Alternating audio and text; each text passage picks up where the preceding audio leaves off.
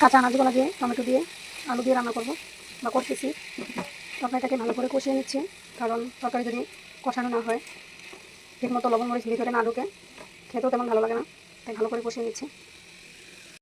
কষানো হয়ে গেছে, এখন আমি পানিটা ঢেলে দিব। একটু দেখি পানি আর লাগবে কিনা।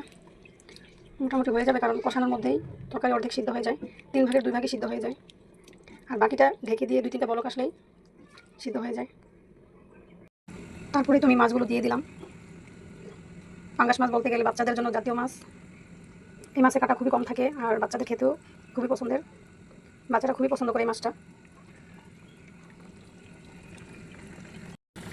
তারপর ঢেকে দিলাম, 2-3টা বলক আসলেই হয়ে যাবে, যেহেতু কষানোর সময় অর্ধেক হয়ে গেছে তরকারিটা সেদ্ধ।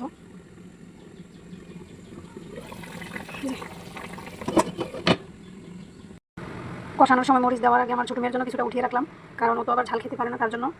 আর এদিকে তরকারিও প্রায় হয়ে আসছে। এই যে কাঁচা কলার তরকারি একটু কালচে কালচে দেখায়, কারণ ওর কষ এতটাই বেশি থাকে যে এই যে কালার আসতে একটু টাইম লাগে। হলুদ কিন্তু পর্যাপ্তই দিয়েছি। এই যে কালার,